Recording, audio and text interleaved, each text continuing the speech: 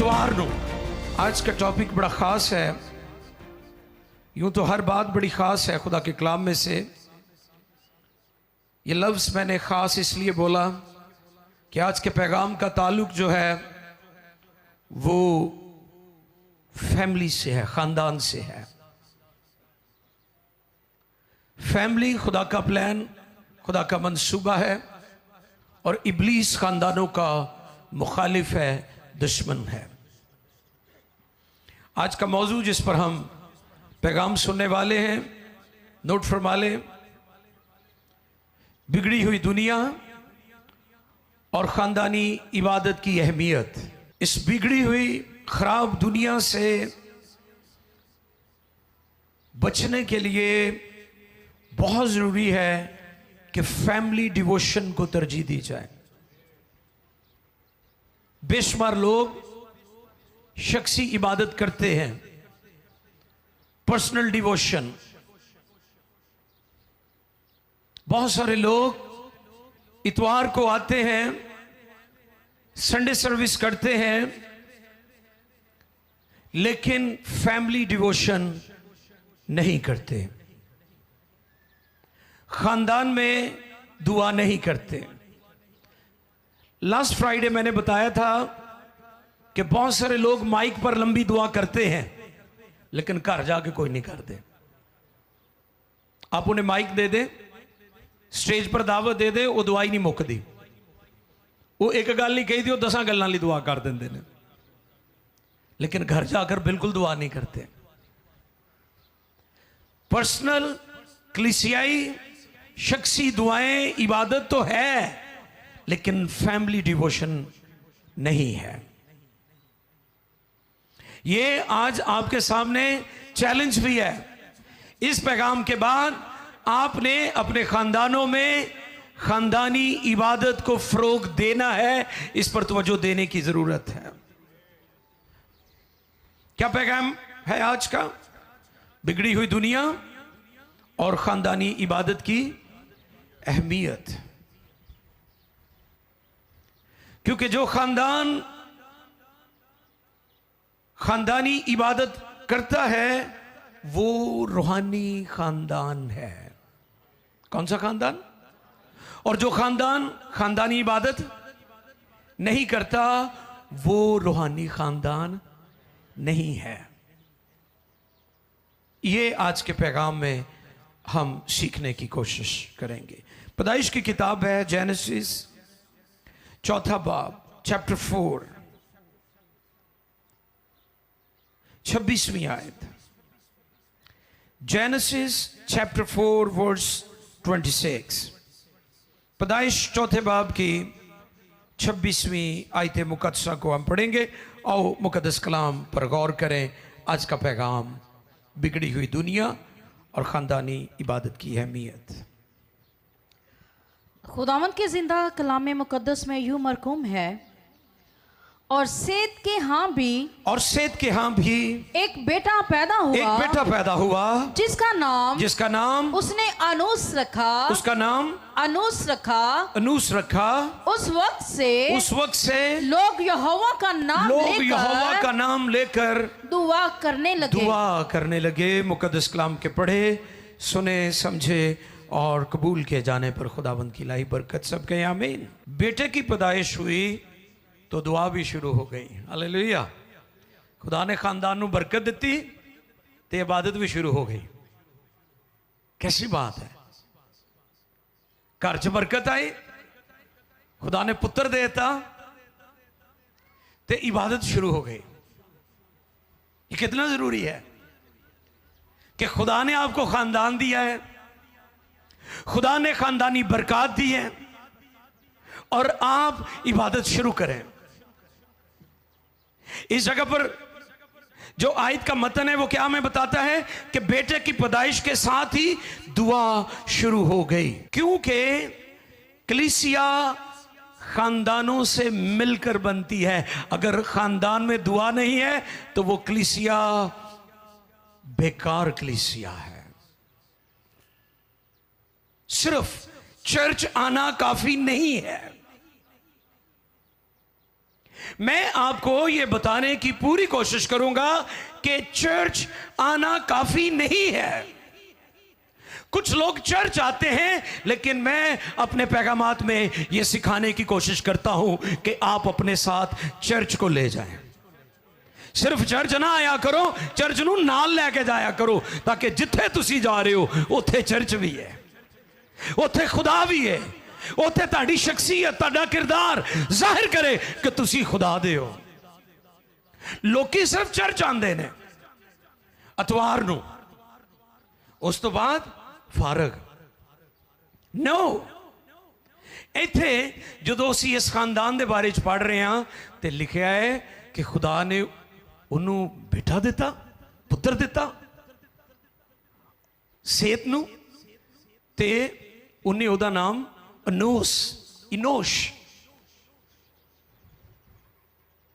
Hebrew इब्रानी नाम है ये। और नाल ही घर च प्रस्तश इबादत शुरू हो गई। ये वो लोग ने जेड़े खुदा दे कदमां च रहने वाले ने, जेड़े घराने समेत खुदा दी प्रस्तश ते इबादत करते हैं। एक और खानदान भी है, और वो कायन दा खानदान है। केड़ा? दो खानदान है यहां पर, नोट कर लें। सेत का खानदान जो रूहानी खानदान है। सेत का खानदान, बोले बोले, हाँ ब्रेका क्यों लग रही हैं ताड़ियां? सेत का खानदान, हाँ शाबाश। सेत का खानदान रूहानी खानदान। भैनों तुसी भी दसो ना, न्याणियां नूं छापर भर भर के सलांटियां दे लैके आंदियां हो, ताकि वो आप भी तंग पवे तो तुहानूं भी तंग करे। आज ये भी हम ठीक करेंगे कि अपने बच्चों को जो भी खिलाना है घर में खिला कर लाया करें। इबादत की इज्जत करना उन्हें सिखाएं कि इबादत कोई पिकनिक की जगह नहीं है। इबादत पिकनिक की जगह, ये कोई इंटरनेट एंटरटेनमेंट्स की जगह नहीं है। क्योंकि वेस्टर्न वर्ल्ड, क्योंकि मुझे वहां जाने का मौका मिलता है, लोग इंटरटेनमेंट को बहुत पसंद करते हैं। इसलिए तो इबादतां च भंगड़े पैंदे ने। अच्छा, कलाम वेले उन्हां दी जान निकलदी लोकां दी, ते गीतां ते शरजील उन्हां नूं भावें 3 घंटे भंगड़े पवा लो। इंटरटेनमेंट लोग बहुत पसंद करते हैं, ते पैगाम निक्का जिहा, हाँ, क्योंकि वो च साडी दुरुस्तगी हो रही होंदी है। ते प्रस्तश असी समझते हैं इंटरटेनमेंट है। नो, प्रस्तश इबादत का हिस्सा, मैं ये नहीं कह रहा हूं। लोग और तरफ चले गए हैं। हमने चर्च को, इबादतों को एंटरटेनमेंट प्लेस बना दिया है। जैसे ये बिशारती खिदमत को लोगों ने नीलाम घर की सी सूरत दे दी है। इश्तहारों पर अजीबो गरीब किस्म की वो वॉशिंग मशीनें और पता नहीं क्या क्या लगाया होता है पोस्टर के ऊपर। एक वक्त था लंगड़े चलते हैं, गूंगे बोलते हैं, अंधे देखते हैं। मेरा यसू तब्दील नहीं हुआ। तब्दील होए ने तो लोकी तब्दील होए, लोगों की दुआ तब्दील हुई है, इसलिए उन्होंने सहारा लेना पै रहा है। अगर खुदा की हजूरी होगी तो लोग आ ही जाएंगे। तो जो लोगों की मदद करनी है तो कितने खुफिया करो, क्रुसना च ना करो, करो मदद लोगों की, ये जरूरी है, लेकिन और तरीके से की जा सकती है। दो खानदान कौन कौन से? हाँ, सेत का खानदान और काइन का खानदान। सेत का खानदान जो कि रूहानी था, वहां दुआ होती थी। क्या होती थी? और काइन का खानदान जो कि हसद करने वाला खानदान था। कौन सा खानदान? हसद ना भरे हुए। ये वो ने जड़े इबादत नहीं करते। शाबाश। और सुने, ये बड़े सख्त अल्फाज है जो मैं कहने जा रहा हूं। दुनिया में हसद का आगाज भी मजहबी था। दुनिया में हसद का आगाज कहां से हुआ? मजहबी था। काइन ने क्यों अपने भाई हाबिल का कत्ल किया? क्योंकि उसकी कुर्बानी कबूल हो गई थी, और इसकी कबूल। तो फिर दुनिया में जो पहला हसद है वो कहां से शुरू हुआ? वो मजहबी था। और आज भी जिन्ना हसद रूहानी लोगों के विच आ ना, जिस्मानी लोगों च नहीं इन्ना हैगा। चुप कर गए हो? वही यस करो, इधर ते हो रहा है, तुसी भी यस करो ना। हसद कहां से आया है? जमीन पर हसद का आगाज जो है वो कायन और हाबिल के वक्त में हुआ। अब एक खानदान तो रूहानी है, दूसरा जिस्मानी है। अब इस खानदान के बारे में भी देखें, यह खानदान क्या करता था।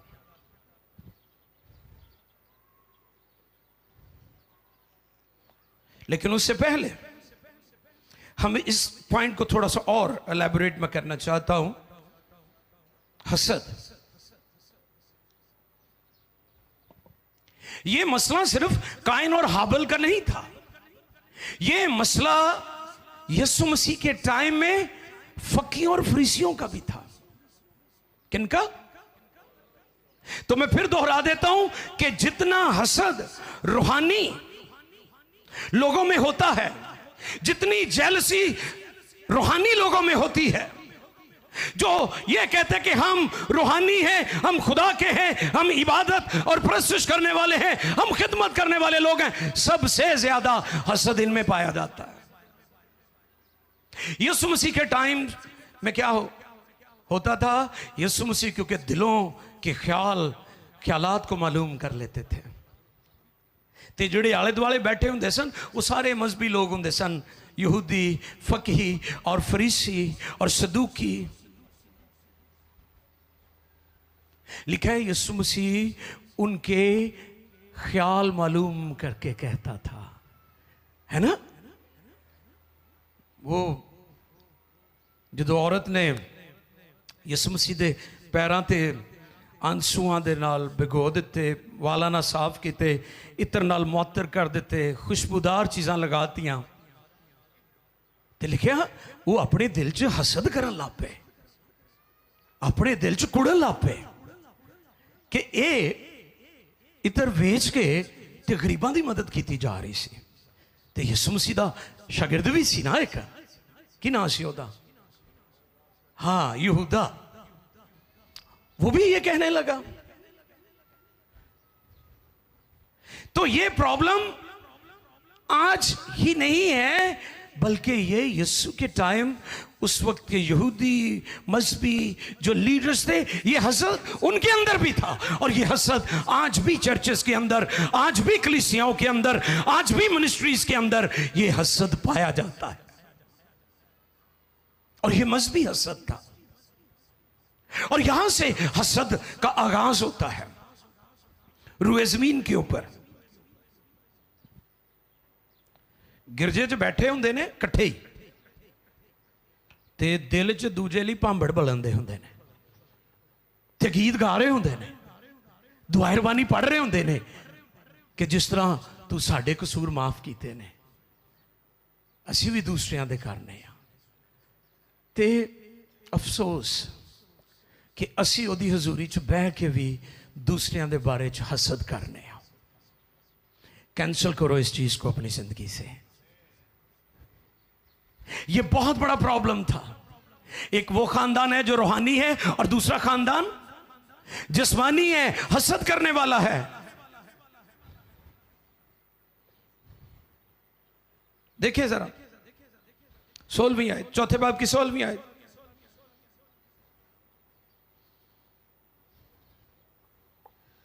सो काइन खुदावंत के हजूर से निकल गया। कहां से? खुदा की हजूरी से भाग गया, निकल गया। खानदान का सरबरा निकल गया। सेत खानदान का सरबरा सी, उन खुदा ने अनूस दिता, पुत्र दिता, खानदानी बरकत दी, उन्हें खुदा दी परस्त शुरू कर दी।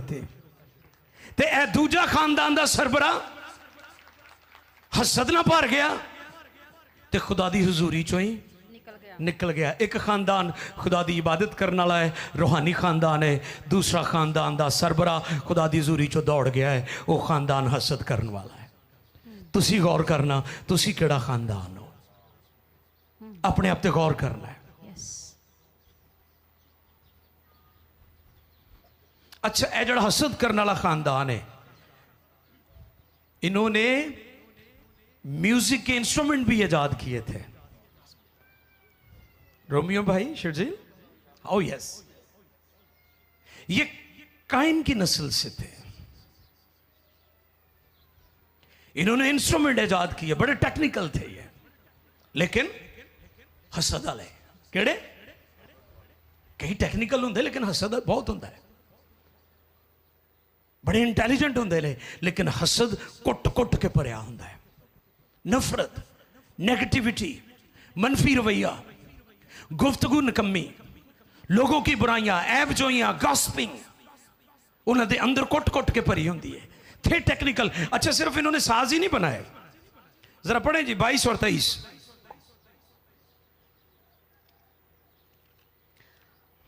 और उसके भाई का नाम योबल था। हाँ जी। वो बीन और बांसुरी बजाने वालों का बाप था जी। और सैला के भी तो बलकान पैदा हुआ, जो पीतल और लोहे के सब तेज हथियारों का बनाने वाला था। और नाइमा तो बलकान की बहन थी। बहुत शुक्रिया जी। सिर्फ इन्होंने साज ही नहीं बनाए। अच्छा, दुनिया में कई लोग समझते हैं कि मौसीकी शायद हमने मसीहों को सिखाई है। भाई, मौसीकी बाइबल मुकद्दस दुनिया की सबसे कदीम किताब है। मौसीकी को जो इजाद किया है वो बाइबल की हिस्ट्री में हमारे पास मौजूद है। मौसीकी के साज जो है ये दूसरी कौमों से नहीं हम तक पहुंचे, ये हमारी मेरास है,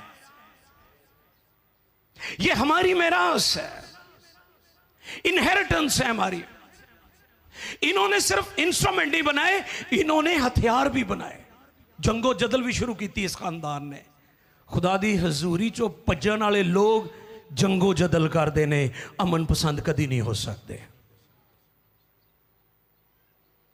एक रूहानी खानदान है, खुदा ने बरकत दी, उन्होंने परस्ते शुरू कर दी। हालेलुया, यहोवा का नाम लेकर इबादत करने लगे। दूसरा खानदान खुदा दी हजूरी चो दौड़न वाला है, उन्होंने जनाब हथियार, तलवारां, बर्छियां, नेजे बनाए ताकि लोगों की जान लैन। तो दुनिया में हथियारों का आगाज भी खुदा की हजूरी से भागने वालों ने किया है। दुनिया में जो कत्लो गारत है ये वो लोग कर रहे हैं जो खुदा की हजूरी से भागे हुए हैं। जी 23वीं आयत पढ़ें जी। 22 पहले मुकम्मल कर लें। वो हो गई है, हो गई है, चलें, थैंक यू। और अलीमल्क ने अपनी बीवियों से कहा, हाँ, ए ऐदा। बहुत शुक्रिया। एक नहीं बल्कि हाँ, कसरत अज़दवाज भी ऐसे खानदान ने शुरू किया है। सुनो, कसरत अज़दवाज,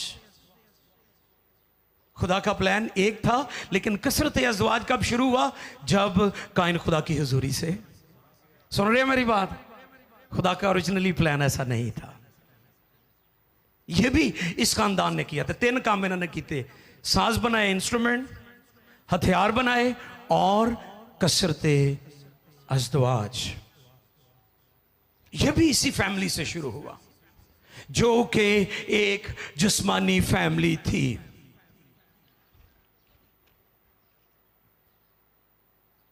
तबाही लैके आए। खुदा दी हजूरी चो भजन वाले की लैके आंदे ने? बोलो बोलो।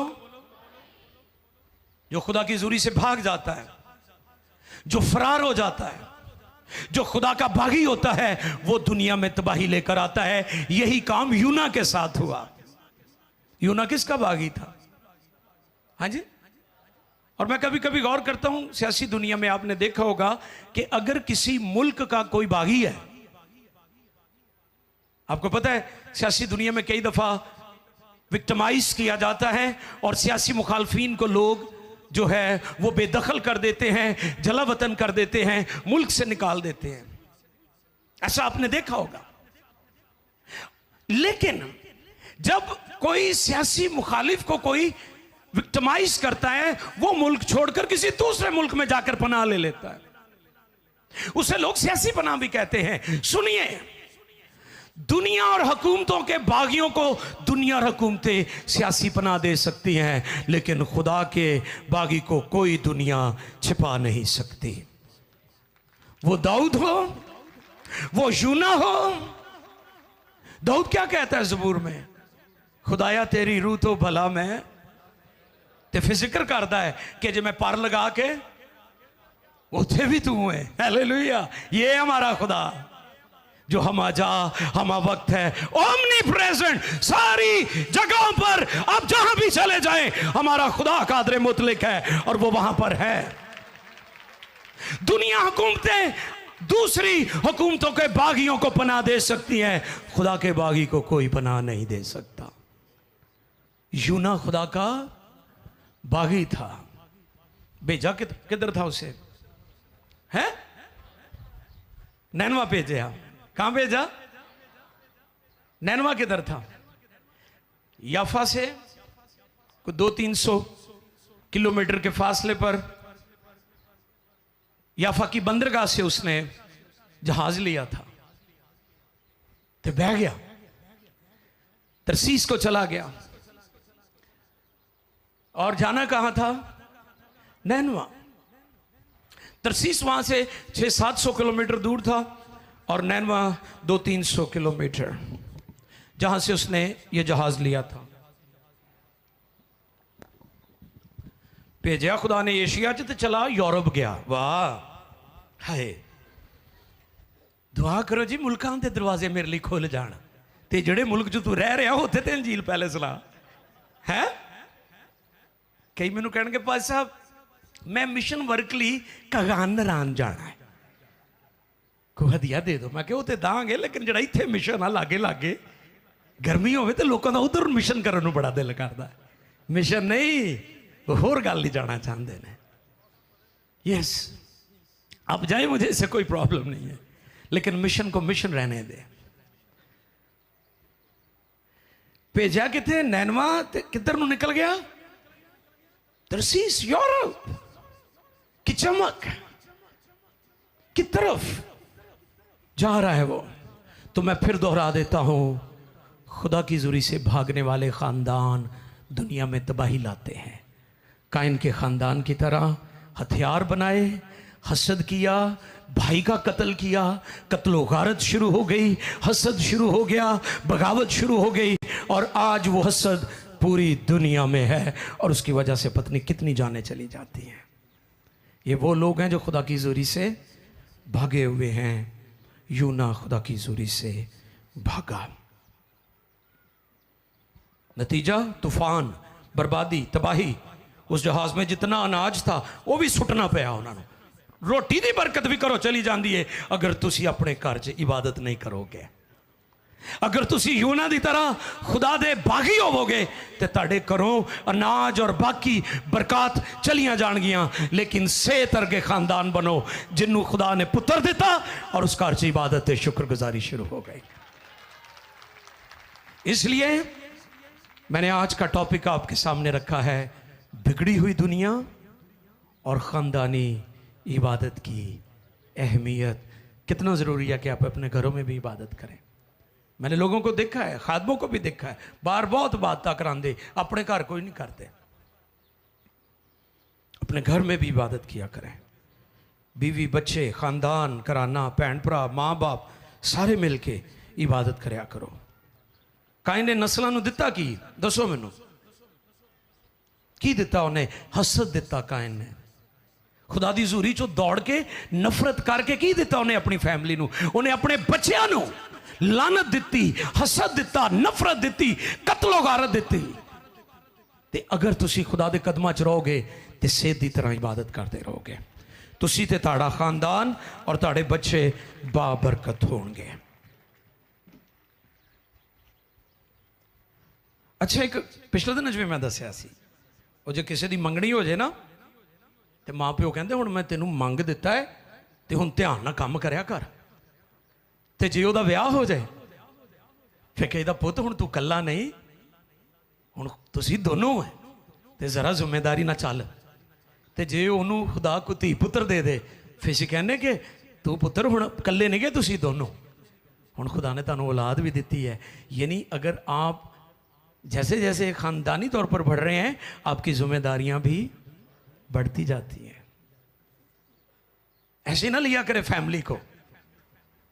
फैमिली में जैसे जैसे मावा को बड़ा शौक होता मेरे मुंडे का विआह जल्दी जल्दी हो जाए। आप ठीक है करें, लेकिन सबसे पहले उसे जिम्मेदारी सिखाए। इस पर मैंने एक ख्याल जो मेरे दिल में था, मैंने बताया था कि आप अपने बच्चों को जिम्मेदारी देना सिखाएं, उन्हें पैम्पर्ड ना रखें, ठीक है? 7 साल तक कुछ ना कहें, उनके सामने आप प्रैक्टिकल लाइफ रखें, खुद करें। इस पर मैंने बताया था कि बच्चा दूध, छोटा बच्चा होता है, दूध पीता है, लेकिन आपके हाथ में रोटी है, वो ऐसे ऐसे पकड़ पकड़ कर, हालांकि आपने उसे सिखाया ना कि तू रोटी खा, वो करना चाहता है जो आप कर रहे हैं। अपने बच्चों को जिम्मेदारी दिया करें।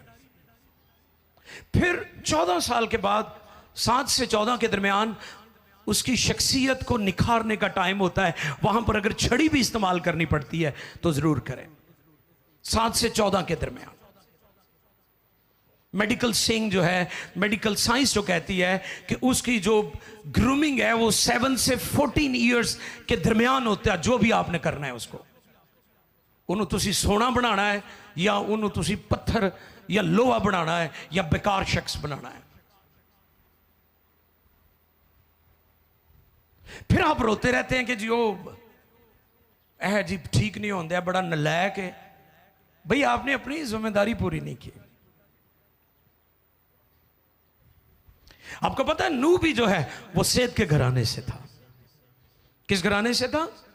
इसी इबादत करने वाली फैमिली से था। इसलिए तूफान नूह के वक्त कश्ती से निकलने के बाद उसने भी खुदावंद के लिए मज़बा बनाया और खुदावंद की इबादत की। इबादत करने वाले रूहानी ख़ानदान हमेशा रूहानी होते हैं, इबादत करते हैं।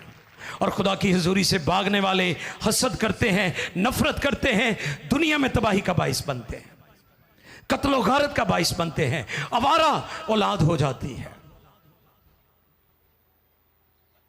मैं इन दिनों चर्च के लिए विजिट कर रहा हूं, PMI चर्च, उधर जो हमारी ओल्ड बिल्डिंग थी उसको डिमोलिश करके, बेशक वो छोटा है लेकिन खुदा हम बड़ी भी जगह में देगा, एक वक्त आएगा। मैं गलियों बाजारों में इन दिनों नोटिस कर रहा हूं, पहले भी करता हूं लेकिन इन दिनों खास मैं देख रहा था कि ये बेमकसद क्यों गलियों में खड़े हैं। आप क्यों अपने बच्चों को मेहनत नहीं सिखाते कि अगर उसने कोई डे ड्यूटी की है घर में रेस्ट करे, फिर दोबारा कोई और पार्ट टाइम जॉब करे। ये तो नहीं भी दिहाड़ी लग गई है, ये हुण आ गए ने ते ये मुकणगे ते आपां अगले बाद काम फेल लभना है।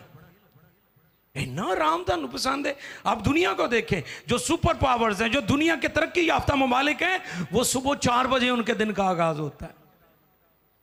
जब अमेरिका, यूरोप कभी मैं जाता हूं तो मैं देखता हूं कि उनके दिन का आगाज सुबह 4 बजे वो करते हैं। सड़कों पर ट्रैफिक होती है, ताड़ी 1 बजे तक कख नहीं खुलती ते तरक्की दियां तुसीं गल्लां करन दे हो। ते मावां भी कहणगियां इतवार नूं ही तां सोहना हुंदा इन्ने, ते फिर भी दुआ करदी वड्डा अफसर बने। बन जाएगा वड्डा अफसर जो सुता ही रहा थे। खुदा चाहता है कि आप और आपके घराने कामयाब हों, बाबरकत हो और इबादत करने वाले हों, सेत के खानदान की तरह। फिर अपने बच्चों को खुदा के घर का एहतराम भी सिखाएं। अब हम बात करेंगे सलांटी वाले शापर की।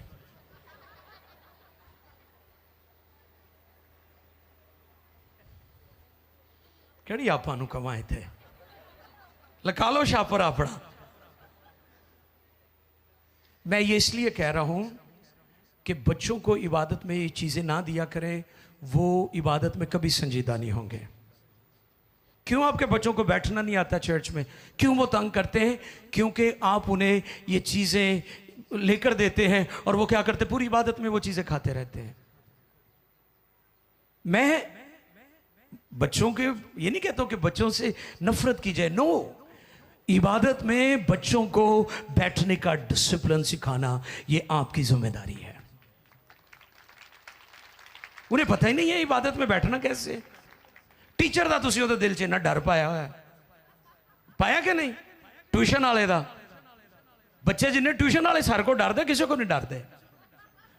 स्कूल के प्रिंसिपल का आपने उसके दिल में डर डाला हुआ है, लेकिन खुदा का कोई डर नहीं आपने डाला उसके दिल में।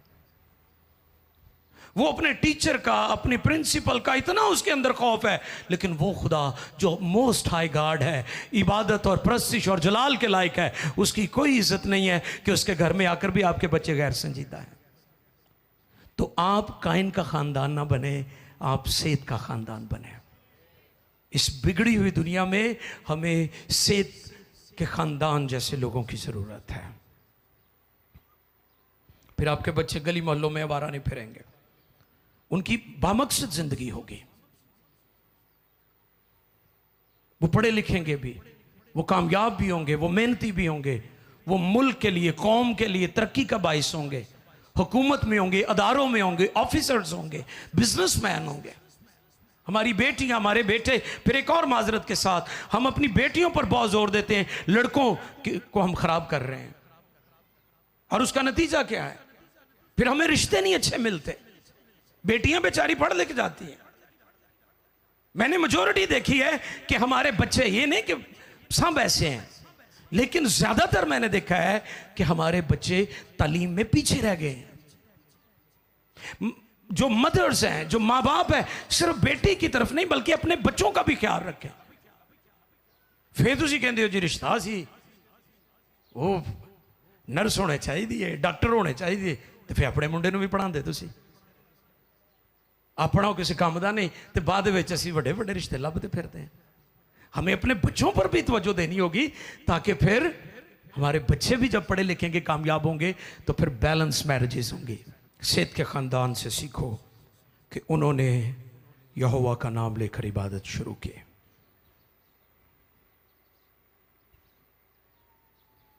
शख्सी दुआ के बाद, कलीसियाई दुआ के बाद कौन सी इबादत आती है? खानदानी इबादत। कौन सी इबादत? और इबलीस तानू ये नहीं करन देगा। वाह, तुसी कहोगे क्यों? तो आओ देखें खरूज 10वें बाब की 8वीं आयत। खरूज 10वें बाब की 8वीं आयत, 8वीं से 11वीं आयत तक पढ़िएगा जी। मुकद्दस कलाम में से खरूज 10वां बाब 8वीं आयत से लेकर 11वीं आयत तक। तब मूसा और हारून फिरौन के पास फिर बुला लिए गए जी, और उसने उनको कहा, हाँ जी, फिरौन क्या कहने लगा जी? कि जाओ और खुदावंद अपने खुदा की इबादत करो। खुदावंद अपने खुदा की इबादत करो। रुक जाए, मना नहीं किया। फिरौन भी इबादत तो मना नहीं करता, सुन लो। ते इबलीस भी इबादत तो मना, उदा हरबा वेखो की है, सुनोगे जी। तब मूसा और हारून फिरौन के पास फिर बुला लिए गए जी, और उसने उनको कहा कि जाओ और खुदावंद अपने खुदा की इबादत करो। पर वो कौन कौन है जो जाएंगे? हाँ, सवाल रख दिया कि इबादत करन कौन कौन जाएगा। आगे मूसा ने कहा कि हम अपने जवानों यानी मर्द भी जाएंगे, ठीक है, बूढ़ों और बुजुर्ग भी जाएंगे, और अपने बेटों और जवान हमारे बच्चे जो हैं वो भी जाएंगे, और बेटियों हमारी बच्चियां भी, भेड़ बकरियों, यहाँ तक के जानवर भी इबादत के लिए जाएंगे, और अपने गाय बैलों समेत जाएंगे कि हमको अपने खुदा की ईद करनी है। अपने खुदा की ईद फसह की बात हो रही थी जी। तब उसने उनको कहा कि खुदावंद ही तुम्हारे साथ रहे। हाँ, दुआ भी दे दिया फिरौन, खुदावंद ही तुम्हारे साथ रहे। मैं तो जरूर ही तुमको बच्चों समेत जाने दूंगा। खबरदार हो जाओ, इसमें तुम्हारी खराबी है। नाली स्वीट पॉइजन भी छाड़ता है। आह, ऐ ਤੁਹਾਡੇ ਲਈ ठीक नहीं। कई मशवरा ਦਿੰਦੇ ਨੇ ਤੁਹਾਨੂੰ, नाली ਵਿੱਚ छुरली भी ਛੱਡਦੇ ਨੇ ताकि ये बर्बादी होए ਤੁਹਾਡੀ। ਤੁਸੀਂ समझो मेरा हमदर्द है, आप समझते हैं मेरा सिंपथी है। ये तो बड़ी हमदर्दी मेरे साथ कर रहा है बड़ा अच्छा बंदा है, लेकिन वो जो छुरली उन्हें छड़नी है ना, जो पटाका चलना है फैमिली की तबाही ली, उहदे तो खबरदार हो। आगे सुने क्या कहता है वो। नहीं, ऐसा नहीं होने पाएगा। सो तुम मर्द ही मर्द जाकर खुदावंद की इबादत करो। खुदावंद की क्या करो? इबादत करो, क्योंकि तुम यही चाहते थे। और वो फिरौन के पास से निकाल दिए गए। शुक्रिया। मैं फिर फिक्रा दोहराता हूं, इब्लीस आपको कभी खानदानी इबादत करने, तो इसलिए खानदानी इबादत बहुत बहुत ज़रूरी है। सेत के हाँ बेटा हुआ और उसका नाम अनूस रखा, और वो यहोवा का नाम लेकर इबादत करने लगे, कराने समेत इबादत। कराची से एक बिशप आए और मेरे साथ बैठे थे इधर। उन्होंने नोटिस किया यहाँ पर बैठी हुई कांग्रेगेशन पर, कहने लगे मैं पूरे पाकिस्तान में जाता हूँ, मैंने इबादतों में ज़्यादातर ख़वातीन, बेटियाँ, माएँ, बहनें देखी हैं, लेकिन मैं PMI को अप्रिशिएट करता हूँ कि जितनी तादाद ख़वातीन की है उतनी तादाद मर्दों की भी है।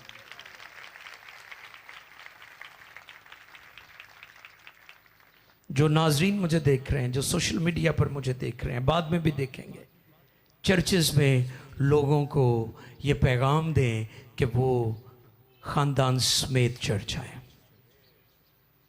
भाइयों, आपको भी मेरी नसीहत है कि आप अपनी फैमिली को साथ लेकर आए। बहनों, आप भी अपने ख़ानदानों को, अपने शोहर को, अपने बच्चों को, अपने बेटों को, अपनी बेटियों को साथ लेकर आए, क्योंकि इब्लीस कभी नहीं चाहेगा कि आप ख़ानदानी इबादत करें, फैमिली डिवोशन, क्योंकि इब्लीस ख़ानदानों को इबादत करने से रोकता है। इब्लीस चाहता है कि आप रूहानी बने बगैर ख़ानदान के। क्या बने? रूहानी बने बगैर ख़ानदान के। शख्सी, कलीसियाई और ख़ानदानी इबादत बहुत बहुत ज़रूरी है। रसूलों की मिनिस्ट्री में जब वो यीशु मसीह के बारे में तालीम दे रहे थे, लोग खुदावंद यीशु को कबूल कर रहे थे, तो उन्होंने बारहा ये बात कही, तू ईमान ला, तू और तेरा घराना। यीशुआ ने क्या कहा जब बनी इस्राइल बुत प्रस्ती की तरफ चले गए? अलविदाई खुतबा क्या दिया यीशुआ ने?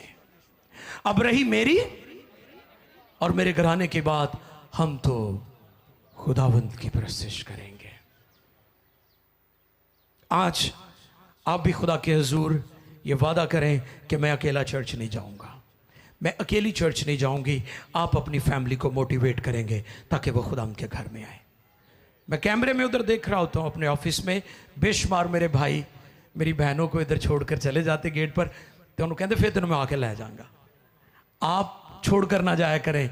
मैं आपको ताकीद करना चाहता हूँ, आप खुद भी इबादत में आया करें। इसी तरह जो भाई अकेले आते हैं उनसे मैं ये रिक्वेस्ट भी करूंगा और ताकीद भी करूंगा कि आप अपनी फैमिली को लेकर आया करें, ताकि ये ना हो कि आपके बच्चे काइन के बच्चों की तरह हो जाएं, हथियार बनाने वाले, कत्लो गारत करने वाले, जुआ खेलने वाले, चोरियां या डाके मारने वाले, बल्कि खुदा परस्त कराने हो।